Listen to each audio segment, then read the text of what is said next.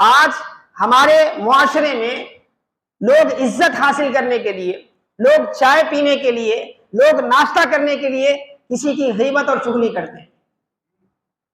جب تک ہمارا مزاج بھی ایسا ہی ہے، کوئی آتا ہے ہمیں اور فلاں بھائی کے حوالے سے آ کے سناتا ہے کہ فلاں نے آپ کو ایسا کیا، تو ہم خوش ہو کے اسے چائے پلاتے ہیں تاکہ دوسری مرتبہ بھی آ کے سنائے۔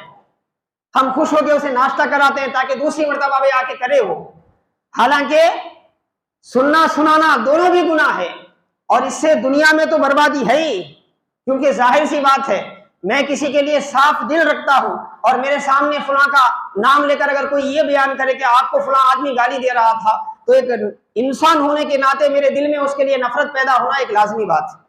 پھر وہ نفرت کہاں تک جائے گی اللہ ہی بہتر جانتا ہے، پھر اس کا نتیجہ کہاں تک آئے گا اللہ ہی بہتر جانتا ہے۔ یہ تو دنیا کی خرابی ہوئی، اور آخرت کی خرابی یہ کہ اللہ قرآن میں واضح طور پہ فرما رہا ہے کہ جو چغل خوری کرتا ہے اس کے لیے ویل کی ہلاکت ہے، اس کے لیے ویل کی ہلاکت ہے۔ پار نمبر 9، پار نمبر 29 سورہ قلم میں اللہ تعالیٰ نے فرمایا، 29 سورہ قلم میں اللہ تبارک و تعالیٰ نے فرمایا، ایک ولید بن مغیرہ انتہائی گستاخ قسم کا آدمی تھا، مشرکین مکہ میں سے، جو بار بار رسول اکرم علیہ السلام کی شان میں بے ادبیاں کرتا تھا، آپ کی دعوت کے کام میں رکاوٹیں پیدا کرتا تھا، طرح طرح کی آپ کو ایذائیں دیتا تھا۔ تو اللہ تبارک و تعالیٰ نے، وہ واحد شخص ہے جس کے بارے میں قرآن کی آیتیں نازل فرمائی اور 10 عیب اس کے ذکر فرمائے اللہ نے قرآن میں۔ اتنے 10 عیب اس مشرک کے، اس اللہ کی بارگاہ میں مردود، جس پر اللہ کا غضب ہے، جس کو اللہ ناپسند کرتا ہے، اس کے 10 عیب اللہ نے بیان فرمائے۔ اے مصطفیٰ، یہ آپ کے بارے میں کیا بولے گا؟ انک لعلی خلق عظیم، آپ تو کیا ہے خلق عظیم کی منزلت پر فائز ہیں۔ اس کی یہ حالت ہے کہ کر جو ستر پوشی کرنے والا رب ہے اس نے عیب بیان کیے۔ کتنے؟ 10 عیب بیان کیے۔ ان 10 عیبوں میں سے ایک عیب اللہ نے کیا بیان فرمایا؟ مشاء بنمیم فرمایا۔ سورہ قلم کی آیت نمبر 11 میں کیا فرمایا؟ مشاء بنمیم۔ اس کا ایک عیب یہ ہے کہ لوگوں کے سامنے چغلی کھاتے پھرتا ہے، اس کی بات لے جاتا ہے اس کو لگاتا ہے، اس کی بات لے جاتا ہے اس کو لگاتا ہے، اس کی بات لے جاتا ہے اس کو لگاتا ہے، لوگوں کے پاس اسی طرح کرتے ہوئے پھرتا ہے۔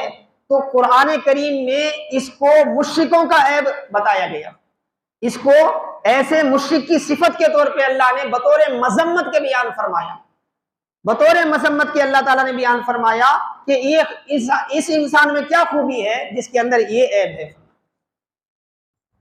اور سورہ لہب میں اللہ تبارک و تعالیٰ نے ابو لہب اور اس کی بیوی کی مذمت کی، اور اس کی بیوی کی مذمت میں اللہ نے کیا فرمایا؟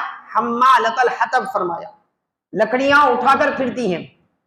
اس کی بہت سے عیب تھے، بہت سی برائیاں تھیں، لیکن خاص طور پہ لکڑیوں کو جمع کر کے اکٹھا کر کے پھرنے کو کیوں ذکر کیا؟ تو مفسرین نے اس کی وجہ بیان کرتے ہوئے فرماتے ہیں کہ اس کا طریقہ کار یہ تھا کہ وہ لکڑیاں اٹھانے کے بہانے سے لوگوں کی کانا پوسی کرتی تھی، لوگوں کے عیب ایک دوسرے کو بیان کرتی تھی، ان کی بات ان کو، ان کی بات ان کو، ان کی بات ان کو۔ اسی لیے اللہ نے خاص طور پہ اس عیب کا ذکر فرمایا۔ تو قرآن کی ان تینوں آیتوں کو سامنے رکھا جائے تو یہ بات واضح ہو جاتی ہے کہ یہ چیز جس کو ہم نارمل سمجھ کر کیا ہے اپنے بچوں کو سکھاتے ہیں، گھروں میں تو بعض جگہ مزاج بنا ہوا ہے، ہم بچوں کو بھی بتاتے ہیں، بچوں کا ذہن بھی بناتے ہیں کہ دیکھیں کون کیا بولتا ہے، سنیں، اس کو لا کر ہمیں بتائیں۔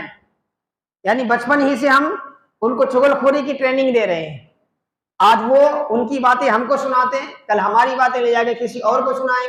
تو یہ، اور ہمارے معاشرے میں اس کو عیب ہی نہیں سمجھا جاتا، اس کو برائی نہیں سمجھا جاتا، حالانکہ اتنی بڑی برائی ہے جس کے بارے میں نص قرآنی میں کیا ہے، اللہ تعالیٰ نے اتنی بڑی ہلاکت خیزی کا ذکر فرمایا۔